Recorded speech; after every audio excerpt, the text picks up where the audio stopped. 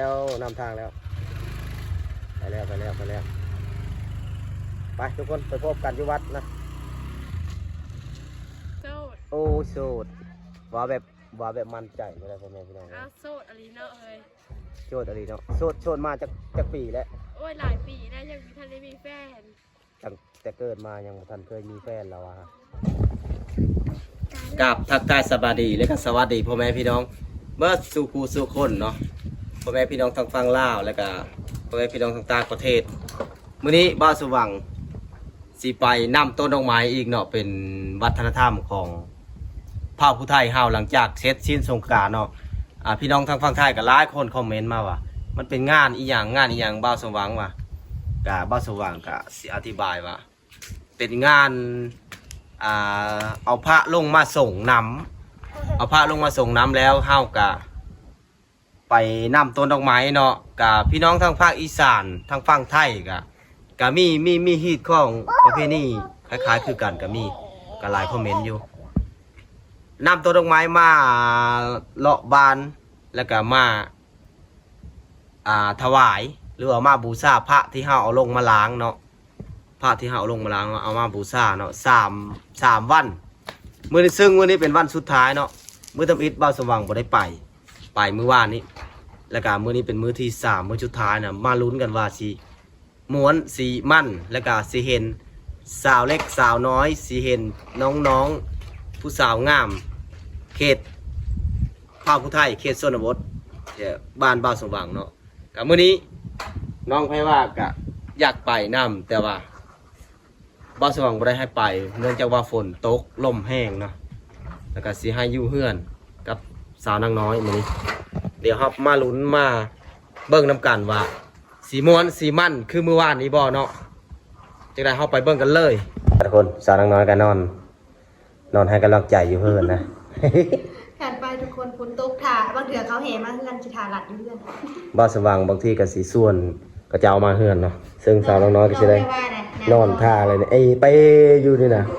ความดันขึ้นทุกคนตุ้ยแห้งเดี๋ยวนี้เดี๋ยวเข้าไปเบิ่งกันเลยนี่น้องนาวินกันนี่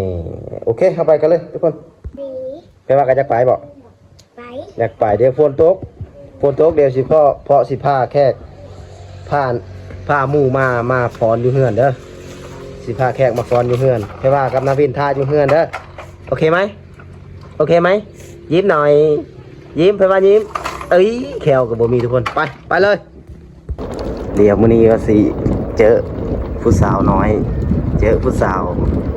งามบ้านป้าให้พี่ให้น้องเห็นเลยบ่แต่แล้วก็มาเห็นผู้สาวเดี๋ยวเฮาสิแวะทักทายเบิ่งทุกคนเฮาสิแวะทักทายเบิ่งผู้สาวว่าสิไป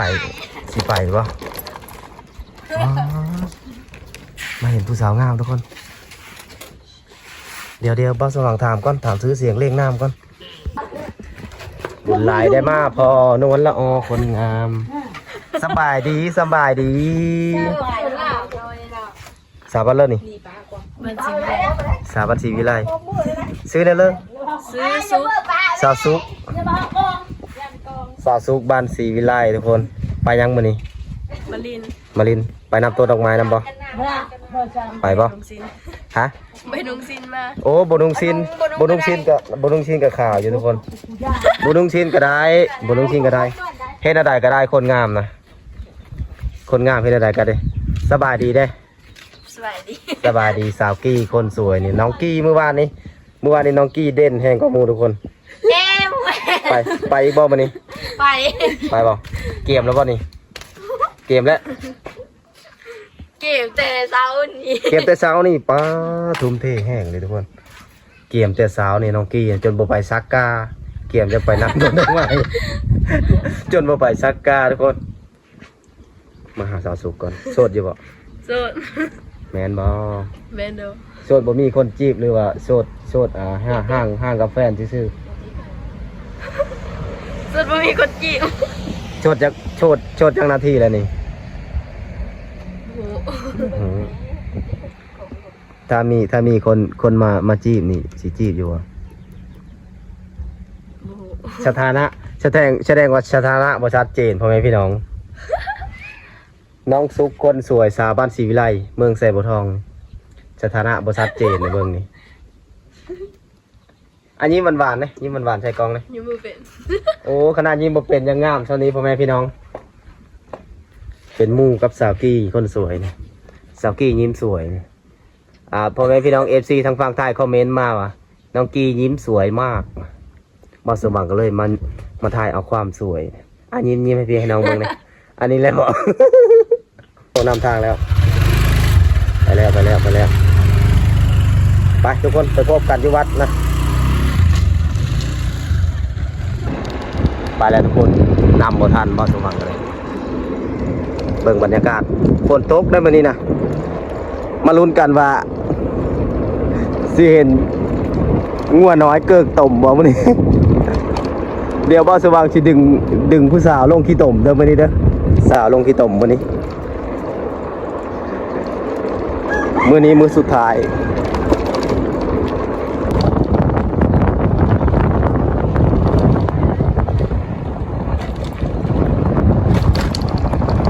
มาเจอคนสวยนี่คนสวยบ้านมหอยนี่สาวลูกค้าคนสวยบรรยากาศหลังจากฝนตกแห้งเตอร์เลยทุกคนเลยกะสิประมาณนี้คนก็มาเริ่มมาตามมาโฮมแล้วเสียงเพื่อนร้านกองตึงตั้งตุ้ยตึงตับุญนั่นมันนี่นะพวกก็มาเอาบุญพ่อแม่พี่น้องอาจั่วเพิ่นตีกองเอิญคนเนาะตีกองเอิญคนลงมาเตามาโฮม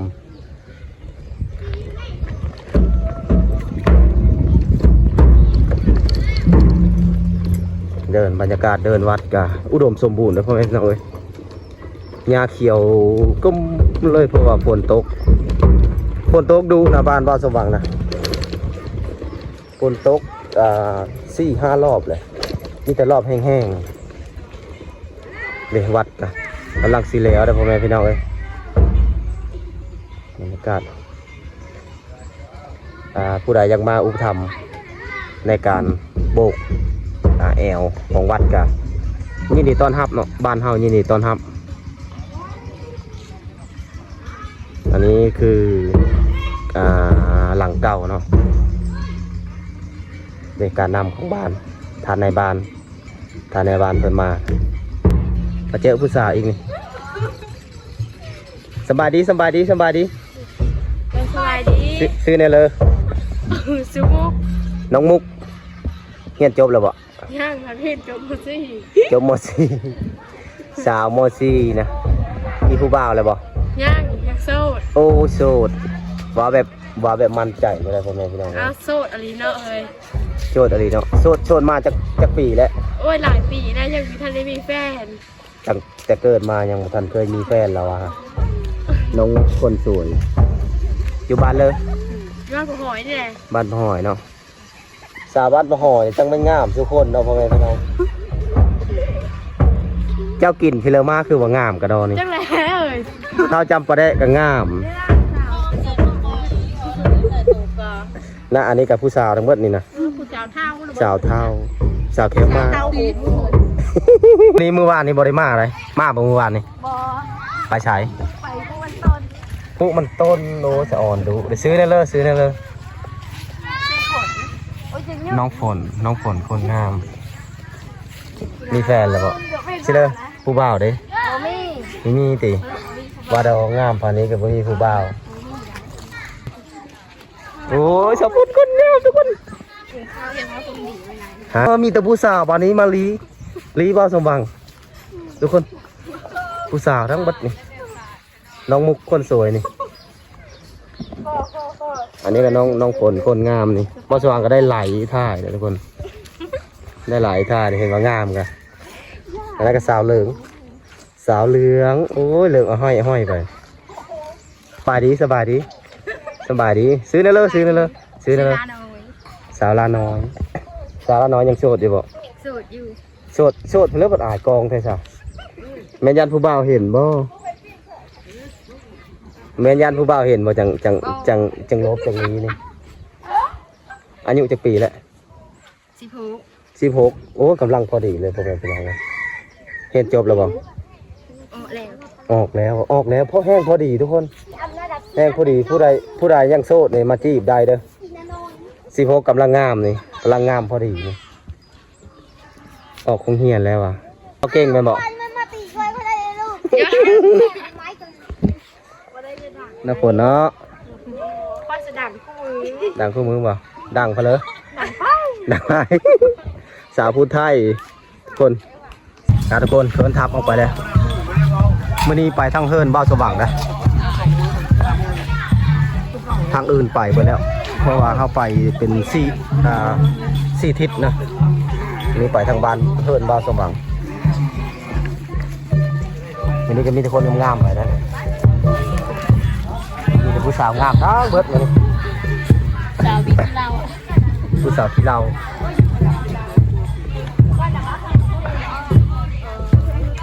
คนมื้อนี้หลายกว่าเมื่อวานมื้อนี้สิเลาะทงเลยพ่อแม่พี่น้องเลาะทงลิ้นน้ำหนองมื้อนี้นะต้องดูขนาดเมื่อวานคนงามมื้อนี้ผู้สาวหลายกว่าเมื่อวานทุกคนเดี๋ยวบ้าสว่างสิเอาขี้ต้มให้ผู้สาวลอยมื้อนี้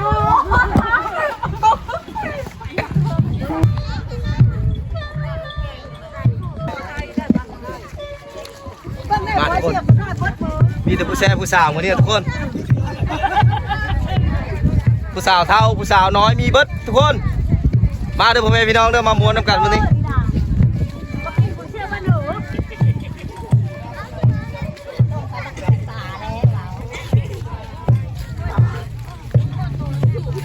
ฮะนี่ได้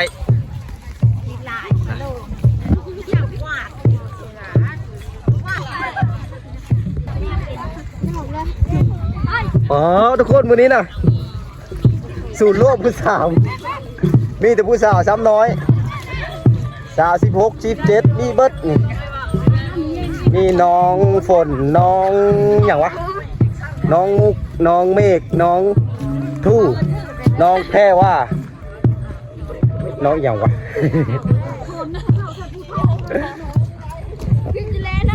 ผู้สาวลายแห้งมื้อนี้นะมาเด้อ FC ทั้งหลายมาม้วนมาซื้อน้ำกันมื้อนี้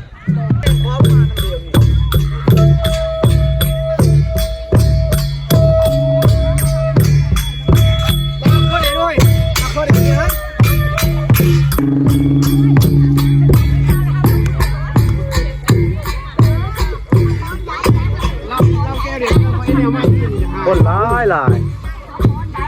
คนรอเดี๋ยวเลยหมอจะเป็นหมออันนี้ได้กิน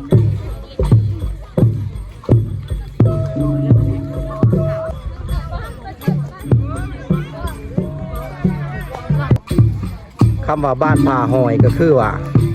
ป่าน้อยนี้เมื่อก่อนเรามีหอยเก็ดหรือว่าหอยหอมที่พ่อแม่พี่น้องทางฝั่งไทยเอิ้นว่าหอยหอมเนาะแต่แถวท้องถิ่นเฮาเอิ้นว่าหอยเก็ดก็เลยใช้ชื่อว่าบ้านป่าหอยคนเฮาสิขึ้นไปหาเอาหอยอยู่นี้ที่ไปที่มาของบ้านนะทุกคนน้องแพรว่าคนสวยน้องแพรว่านี่ยังโสดเลยน้องกีกี้นี่ก็ยังโสดนะทุกคนโสดสนิทถามผู้ใดก็มีแต่โสดแต่ว่าแต่ละปีมากก็เอาผัวแซ่ว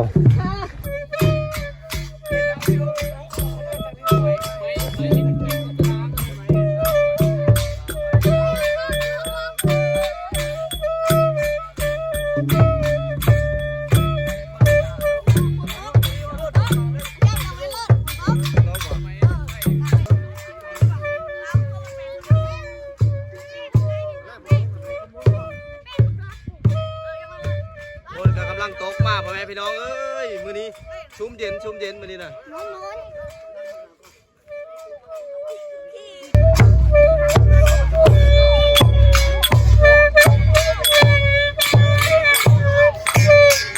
ลัดทงลัดขามาพ่อแม่พี่น้อง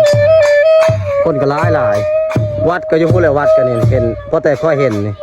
ถือว่าประมาณ2-3 กิโลลัดทงมาไปเฮิร์นบ่อสว่าง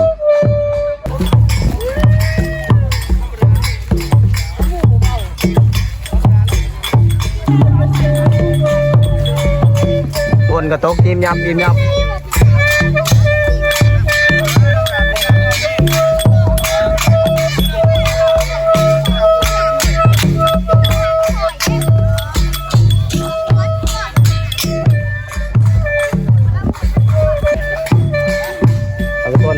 องเมฆใส่เสื้อแดงเสื้อบ่แดงบ่มีแห้งเดินบ่เสื้อบ่แดงบ่มีแห้งเดินไงพี่น้องเอ้ยพอสว่างให้พรกันมีพรนะเบิ่งเลย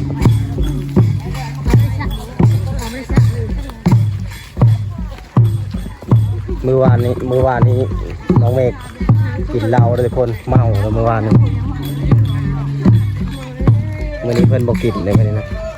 ย่างแบบสวยๆงามๆเลยมื้อนี้น้องพลกับไปก่อนเลยน้องพลน่ะขี้อายบ่ให้ถ่ายเลยลบลีเพิ่นว่าสอนความงามไว้ให้ผู้บ่าวบ่ยอมให้ถ่ายเบิ่งง่ายๆเพิ่นว่ามีตอนแรกก็เซ่นั่นคนสองคนเลยนี่ยังเห็นทางนี่จะผู้สาวนะเห็นทางมาสว่างนี่ โสดเด้อ โสดเด้อหาสาวเลยยังเห็นเรียวมาได้เปิดเผยความงามนะโสดเรียวมาบ่ได้ก็โสดเบิดปีทุกคนทุกคนปูเด็กน้อยขึ้นแล้วนะเป็นสลายแห้งมาเฮิร์นบ้าสว่าง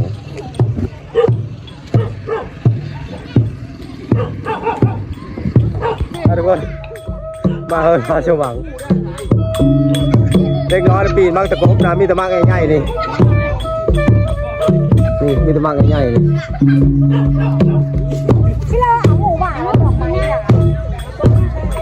ดอกไม้เอ้ยน้อย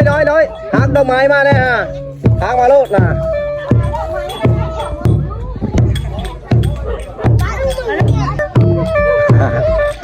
กบมันก็ตะโกบบ้านสว่างมันหวานได้เป็นตลอดปีเลยโอ้ยโจนะ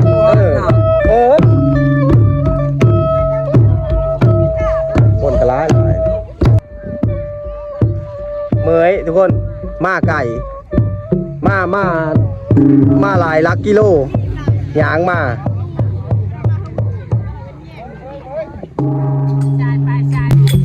ทุกคนออกจากเฮือนบ่าวสว่างนี่ออกจากเฮือนบ่าวสว่างแล้ว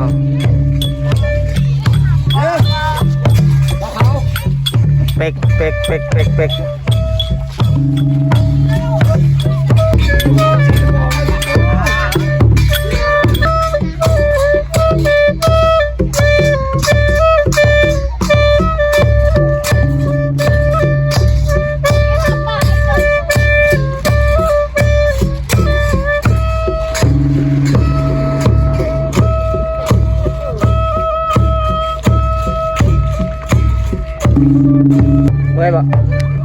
เมื่อยบ่วันนี้บ่เมื่อย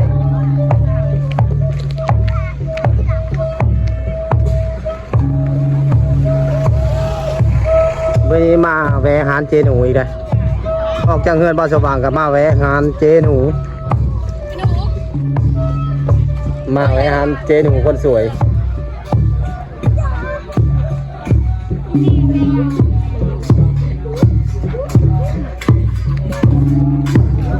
นำนะหลายคนก็ลิ้นนำล้างดอกไม้ดอกเตาะเนาะ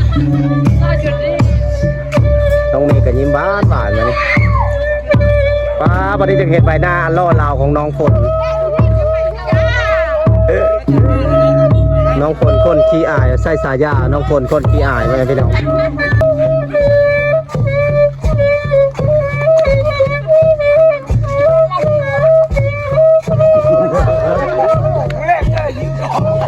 เ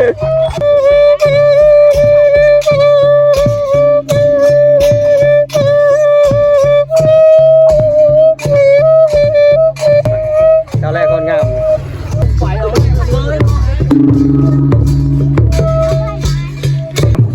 มาทำมาคุณขอบคุญขอบคุณรถส่งผู้ใหญ่จงทำอย่างดีเนาะป้าลงมันนี่ก็มาวนมาส่งให้อยู่ดีแม่งกายชุบใจโดยกองเงินมันเกิดชนแม่นวงเงินแสนเกิดชนน้อยวงเงินน้อยก็โดขนาดตัวนี้ต่อไปเจ้าอยู่ดีมีแห้งเด้อเก่าผู้หลักเลยไปพญาเน่าพญาเกิดเก่าง่ายๆพญาเกิดใหม่ก็ให้หายไปนับเก่าใหม่มันนี่จะมันจะมีแห้งกับกูนั่นคือโฮมโปมใจเด้อต่อไปจ้า จ้าไม่เฮา จับ มาเลยจ้าจบชิโร่ตักเลยจ้าจำนวนเอาต้นไม้นอกจากนี้ต่อไปคนแก่เดี๋ยวใหญ่นี่ใหญ่กาดโดนเอามาจากกามันยังกาดไว้มากาดเอาหมอกต้นลงไม้ไปนี่เข้าไม้ไปนี่พวกโตต่อไปเด้อเจ้าเด้อได้จะได้ก็ได้ อดส่งผู้มีพระคุณเนาะอดส่งผู้รักผู้ใหญ่ประจำบ้านให้อยู่ดีมีแห้งก็คือวิถีชีวิตวัฒนธรรมของลาวเฮาเนาะ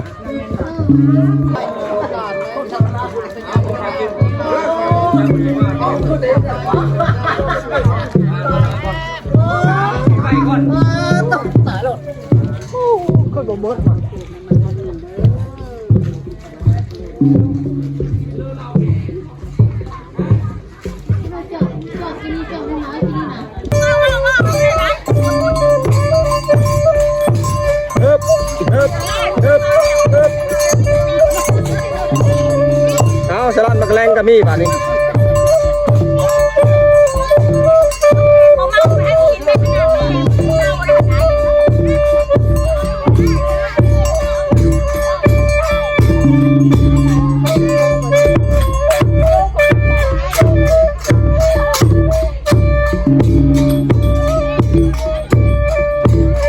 โอ้ยบอลงามแต่ได้เบียร์นี่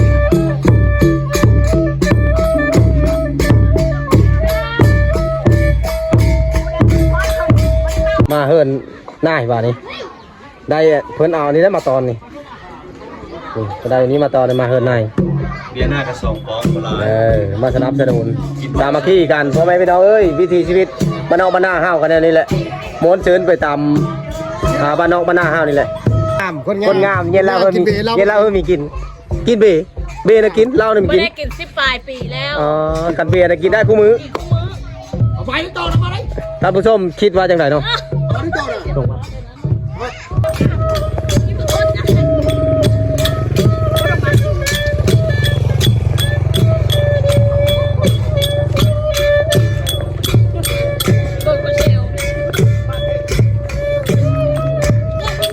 โอ้ยพวกบางงามแล้ว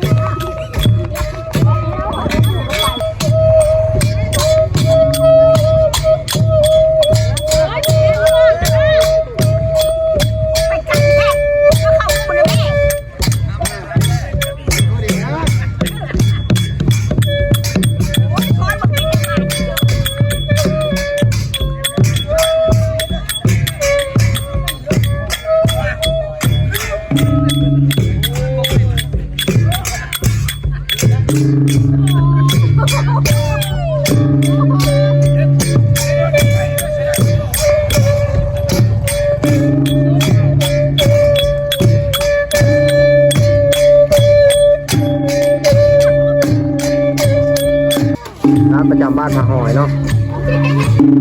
มาแวะมาซื้อน้ำเพิ่นได้เด้อฮดน้ำหอมแวะฮดน้ำหอมเนาะไปเท่ากับพรงามฮดน้ำหอมอยู่ดีมีแห้งดีไหมร้านของตุยไปน้ำทางทุกคน